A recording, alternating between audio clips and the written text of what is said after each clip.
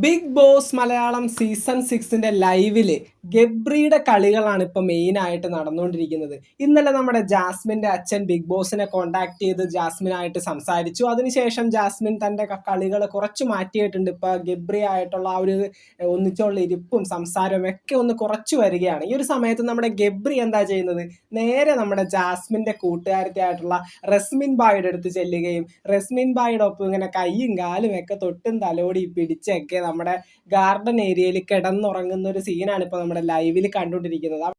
അവിടെ ഗബ്രി പറയുന്നുണ്ട്, എനിക്ക് ജാസ്മിനായിട്ട് സംസാരിക്കാതിരുന്നിട്ട് ഭയങ്കരമായിട്ട് മിസ് ചെയ്യുന്നു, പക്ഷെ അതൊരു പ്രണയമൊന്നും അല്ല, പിന്നെ എന്തൊട്ട് തേങ്ങയാണെന്നാവും. ഗബ്രി എന്തായാലും ഒരു പൊട്ടനാണെന്നുള്ള കാര്യം നമുക്ക് ഏകദേശം ഉറപ്പിക്കാം.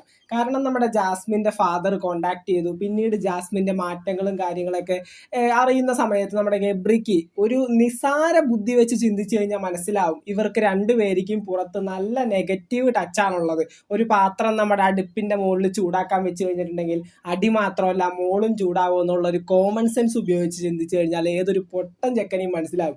ഗബ്രിക്ക് ഇപ്പോഴും അത് പിടികിട്ടിയിട്ടില്ലെങ്കിൽ ഇനി കണ്ടറിയണം ഗബ്രി എങ്ങനെയായിരിക്കും ബിഗ് ബോസ് മലയാളം സീസൺ 6ൽ സർവൈവ് ചെയ്ത് പോകുകയെന്ന്. ഗബ്രി പറയുന്ന ഓരോ കാര്യങ്ങളും അതുപോലെ തന്നെ വിശദമായിട്ട് കേട്ടിരിക്കുന്ന റസ്മിൻ ബായെയും ഇപ്പോൾ ലൈവിൽ കാണിക്കുന്നുണ്ട്.